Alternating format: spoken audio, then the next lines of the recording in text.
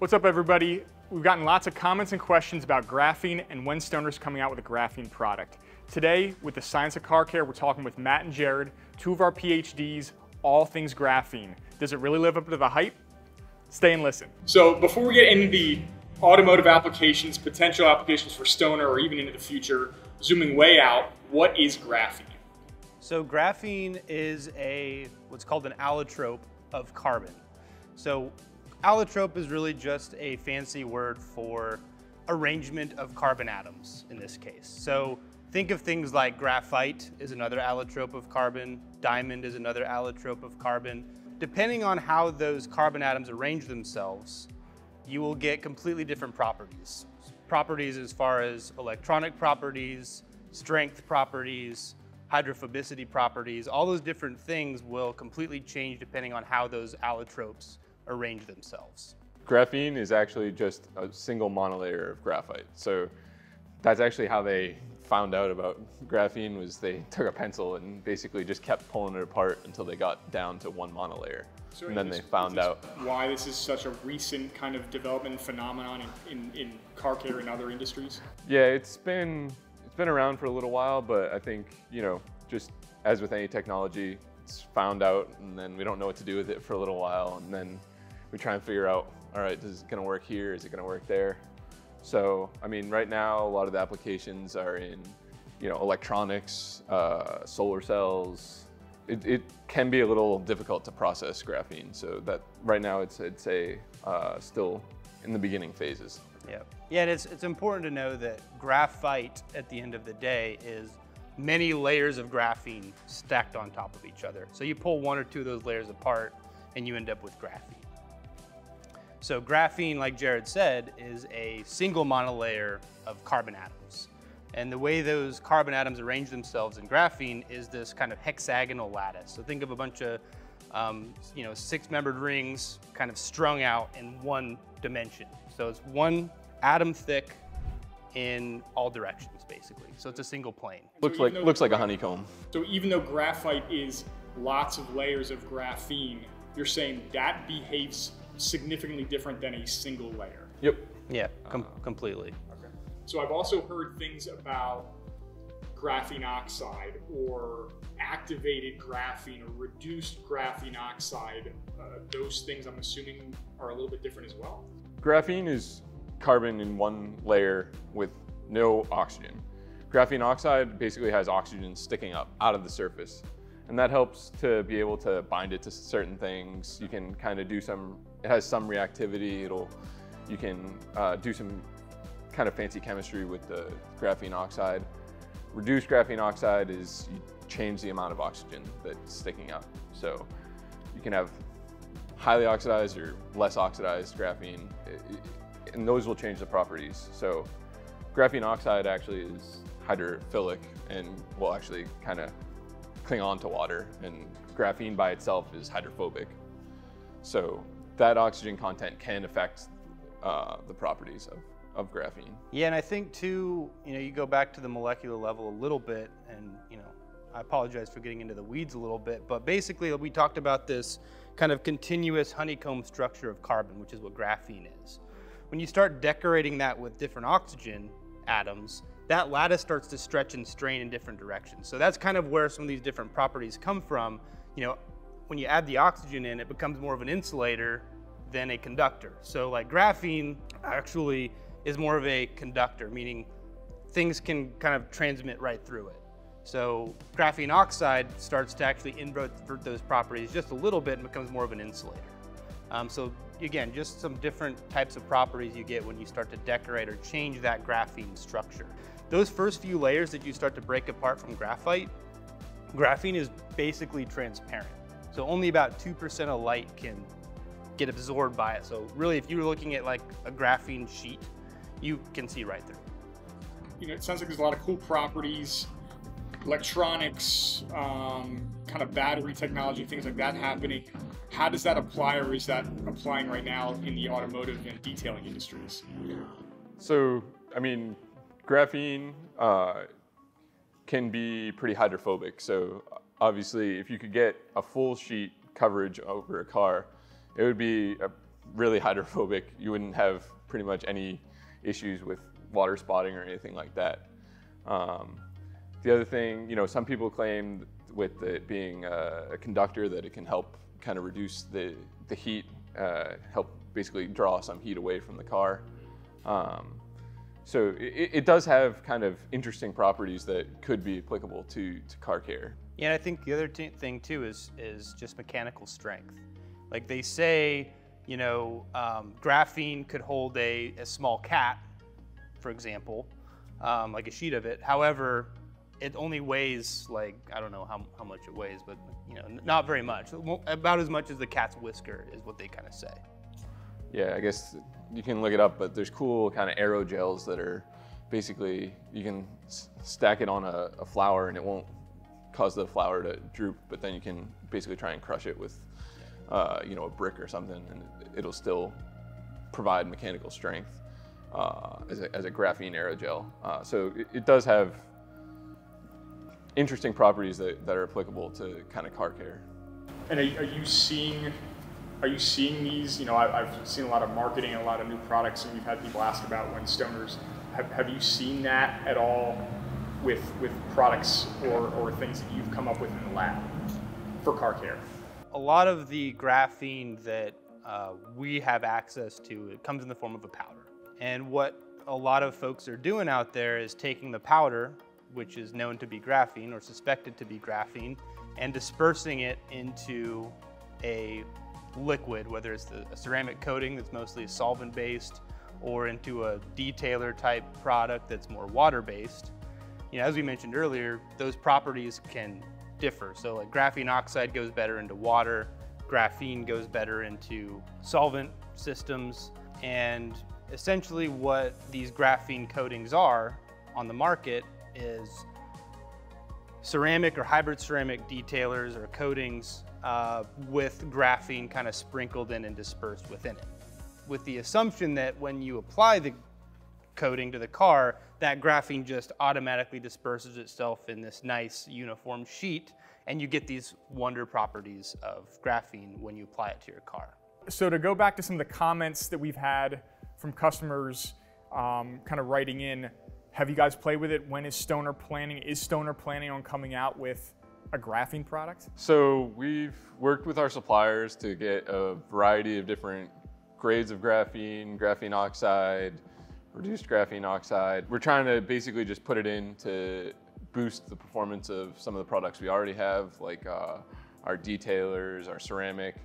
And what we found is that we can make a dispersion, make a product, but once we actually go and try and use it and test it, it doesn't actually perform any better than the same product without graphene. At least from our testing of contact angle and slide angle, we really don't see the graphene adding any hydrophobicity to our coatings. So we think that we're really just trying to provide value to the customer, and adding graphene doesn't really provide value to the coatings. So right now we're going to stay away from graphene in our coatings.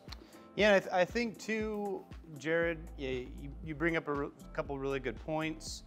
We also see out there some folks claiming they're actually reacting graphene or actually tuning their formula to incorporate graphene. We've done a little bit of work in that area too, to try to, not just add graphene directly to the coating, but also to kind of make the formula around graphene and see if we can actually make the graphene come out a little bit.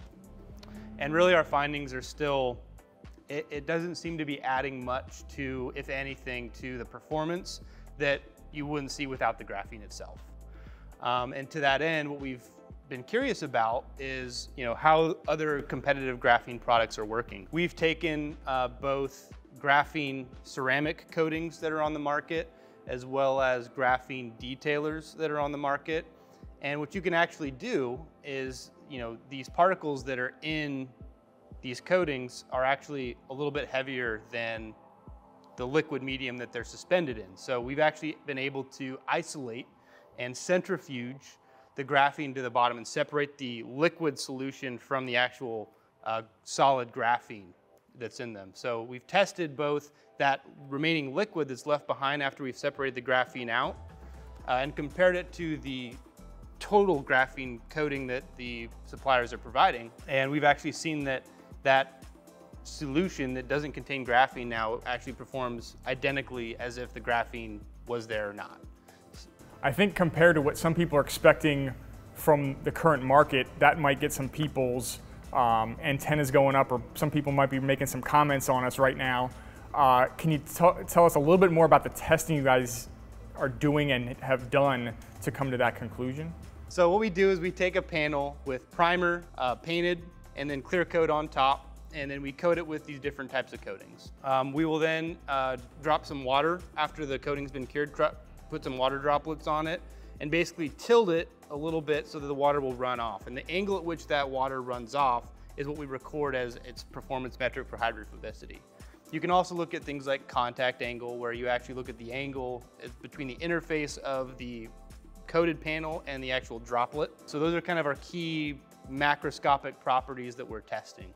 So you're trying to get some scientific application or a more statistical measurement of what, if I go and detail a car, a lot of times what you feel satisfied with or happy about is, you come out to your car in the parking lot and it's rained and you see those tight round beads. You guys are basically trying to measure that in the lab so you can get some measurable differences. Yep. Yeah, because contact angle is the first thing that you see, right? After it rains and you go out to your car, like you said, you see these nice little perfectly spherical beads. However, when you actually drive your car, you want those beads to quickly wash away so you don't get water spotting and things like that. So that's kind of what the slide angle is trying to simulate. What you're kind of seeing here is the leftmost bar is the solution as is that contains the graphene. The second bar over actually contains no graphene in it, where the graphene has been separated out, and that's the comparison there. And then the final bar that you're seeing on the far right is actually Stoner's equivalent, so whether that's a ceramic coating or a hybrid ceramic coating. And what you'll see is that the first two bars don't have any real significantly different numbers. They're basically the same. So they perform the same regardless of whether the graphene's there or not. As you can see, from the contact angle and slide angle, these products are still working well.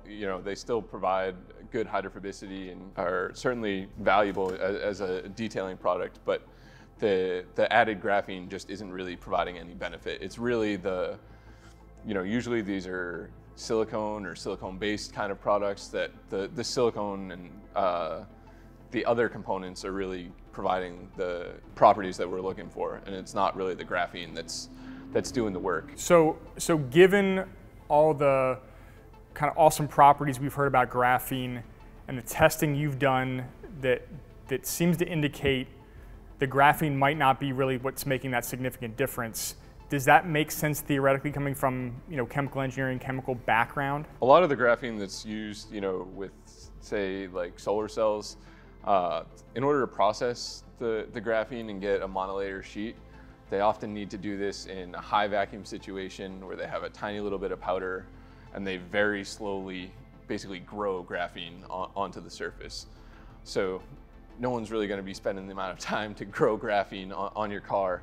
So when you try and add it into a coating, it's really just dispersed randomly, and it's probably maybe enough to cover the car, but it's really going to be difficult to get it to lay uniformly and in one perfect sheet to really provide the added benefits. Yeah, and to that end, I mean, graphene, when you start to break up its lattice and you have think of it more like speckled graphene all across your car's surface, kind of bonded into the ceramic network that the coating provides, you're not really getting that uniform coating. And in order for graphene to work, it has to remain in that continuous network. Once you start to break it apart, all those properties, hydrophobicity properties, strength properties, all those go away. And I mean, the other thing that, like I said, it's just kind of difficult to process, and kind of how we can, separate the graphene from the rest of the coating. When graphene starts to kind of settle, it'll start laying on top of each other and actually start forming graphite. So in order to get that graphene layer back again, you have to really provide a lot of energy, usually with high shear mixers or even kind of chemically to literally it's called exfoliating it. And so once really shaking the bottle really isn't gonna break apart that structure. So it's really difficult to get that graphene into monolayer. I would assume with something that's an atom layer thick, a honeycomb thick, if you're seeing something at the bottom of a product, if you can see it with your eyes, that probably means it's not graphene anymore, I'm assuming. Right. A lot of the particles of graphene that we're seeing in these products are 1 micron, 2 micron, maybe a little bit less than that at the smallest. At the largest, we're seeing structures as large as 30 micron. And so graphene in its pure form, when it's 1 monolayer thick, is about 0.35 nanometers. So 0.35 nanometers, that's about 1,000 times, 1 to 3,000 times smaller than the particles that we're actually seeing in these types of products. So 1 micron is 1,000 nanometers. So 0.35 nanometers versus 1,000 nanometers, that's a huge difference. And so we have some concerns, as Jared mentioned, whether or not these particles in there are true graphene or whether they're stacked graphene, which at the end of the day is just graphite. The other thing to keep in mind here is when we talk about the scale difference between graphene going onto your car is the difference between the graphene thickness and the ceramic coating thickness. So ceramic coating, when you lay it down onto your car, is about 1 micron or 1,000 nanometers. I just mentioned graphene is about 0.35 nanometers thick. So we have a huge scale differential there. And it's difficult as you start to apply the coatings to ensure the graphene, A, is in one continuous sheet, but also is coming to the surface of that coating. You have this huge thickness of a coating and the graphene is somewhere in that coating. So, as a demonstration, think of, poof. This is a ream of paper, which is how many? About 500. So this is maybe even a little, maybe not overly exaggerated. So this is even relatively thicker than. So it's one out of 500 versus 1 out of 1,000. So you could double or triple this, and you're getting closer to the scale that we're talking about. If you have a graphene particle or graphene sheet, and you shove it in there somewhere, how do you know it's on the surface versus just kind of somewhere in the middle of that coating, right? This graphene that's down here now isn't providing anything to the surface of your car, really. There's no hydrophobicity that's access to the surface. Yeah, in this case, the coating, again, the ceramic coating is really what's doing the job. And, at the levels of graphene that are in these coatings, it would be very, very difficult for you to end up with a pure graphene coating on top. So I think based on the kind of results bars that we showed a few minutes ago, I think it's important to clarify, it looks like some of those products are very good performing products. They are still very good products.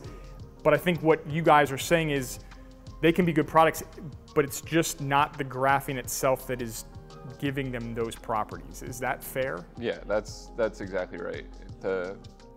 There's a lot that goes into those coatings. There's a lot of technology that is in addition to the graphene that's in there, and it's really kind of the other aspects of the coating that are providing the performance, and they're good performing products. We know from some of our previous videos with different applications, whether it's glass or correcting paint, things like that, even though their surfaces look smooth, I'm sure at that scale, we know they are very, very rough. So even without that, getting all those valleys and peaks to line up and make a perfect sheet, I would think would be a tough thing. Yeah, and in addition to that, when we're starting to apply the graphene coatings in the lab, we've often found too that as you apply them, whether you spray it or use an applicator pad, you apply it onto the surface, you buff it on, and the second you do that, you turn your cloth over and it's like gray or black. I mean, you've just buffed off all the graphene that you were trying to apply to the surface. And that goes kind of even back to the